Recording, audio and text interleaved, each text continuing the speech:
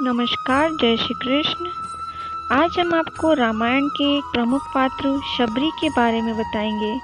कौन थी शबरी? भगवान राम ने क्यों खाए थे झूठे बेर? आइए जानते हैं शबरी की संपूर्ण कथा। बात उस वक्त की है जब भगवान श्री राम का जन्म भी नहीं हुआ था। भील जाति के एक कबीले जिसके राजा अज थे, अज के घर में कन्या का जन्म हुआ जिसका नाम श्रमणा था। शबरी की माता का नाम इंदुमती था।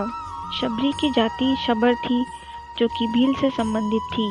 शबरी बचपन में पक्षियों से अलौकिक बातें किया करती थी जो सभी के लिए आश्चर्य का विषय था।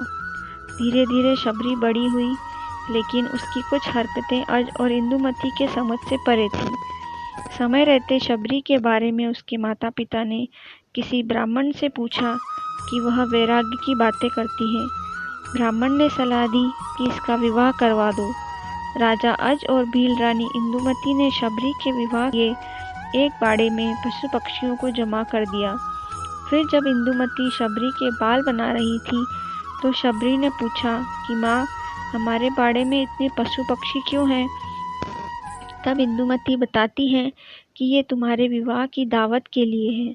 तुम्हारे विवाह के दिन इन पशु पक्षियों का विशाल भोज तैयार किया जाएगा। शबरी को यह बात कुछ ठीक नहीं लगी। मेरे विवाह के लिए इतने जीवों का बलिदान नहीं देने दूंगी। अगर विवाह के लिए इतने जीवों की बलि दी जाएगी तो मैं विवाह ही नहीं करूंगी।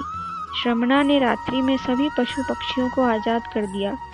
जब शबरी बाड़े के किवाड़ को खोल रही थी तो उसको किसी ने देख लिया। इस बात से शबरी डर गई। शबरी वहां से भाग निकली। शबरी भागते भागते ऋषिमुख पर्वत पर पहुंच गई, जहाँ पर 10,000 ऋषि रहते थे। शबरी को इस बात का अनुमान नहीं था कि वह निचली जाति की है और ऋषि उनको अपने आश्रम में स्थान नहीं देंगे। इसके बावजूद शबरी छुपते हुए कुछ दिनों तक, जब तक वह पकड़ी नहीं गई, रोज सवेरे ऋषियों के आश्रम में आने वाले पत्तों को साफ कर देती थी और हवन के लिए सूखी लकड़ियों का बंदोबस्त भी कर देती थी। बड़े ही भाव से शबरी संविदाओं से लकड़ियों को ऋषियों के हवन कुंड के पास रख देती थी।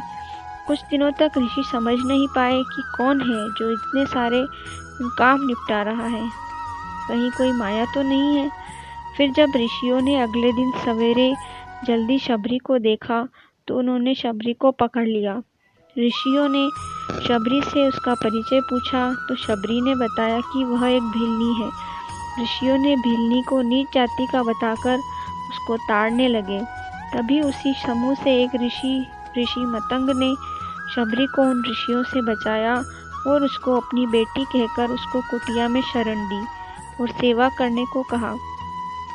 समय बीतता गया। मतंग ऋषि बूढ़े हो गए। मतंग ऋषि ने घोषणा की कि अब मैं अपनी देह छोड़ना चाहता हूँ। तब शबरी ने कहा कि एक पिता को मैं वहाँ पर छोड़कर आ गई और आज आप भी मुझे छोड़कर जा रहे हैं। अब मेरा ख्याल कौन रखेगा?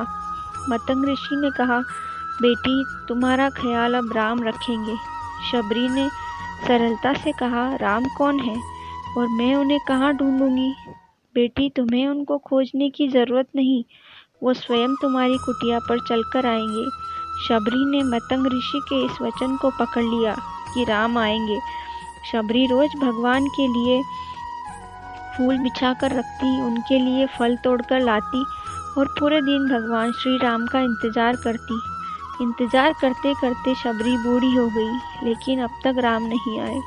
फिर एक दिन आ ही गया जब शबरी के वर्षों का इंतजार खत्म होने वाला था। शबरी ने फूल बिछाकर रखे थे। आते जाते लोगों को मना कर रही थी कि इस फूल पर भगवान चलेंगे। शबरी श्री राम के लिए बेर तोड़कर लाई थी, यह निश्चित करने के लिए कि बेर मीठे हैं क्या खट्टे। शबरी ने बेर को चक चक कर उनको जूठे कर दिए। जब भगवान श्री राम आए तो शबरी एक पत्थर के आसन पर बैठी थी। शबरी ने पहली नज़र में भगवान को लिया। शबरी ने भगवान का खूब आदर सत्कार किया और उनको झूठे बेर खिलाए। इस प्रकार शबरी के वर्षों का इंतज़ार खत्म हुआ और उसको भगवान श्री राम मिले। यह थी शबरी की कथा। शबरी का विषय इसलिए महत्वपूर्ण है क्योंकि शबरी इतनी सरल थी कि उसने अपने पिता रूपी गुरु के एक वचन पर पूरा अपना जीवन समर्पित कर दिया।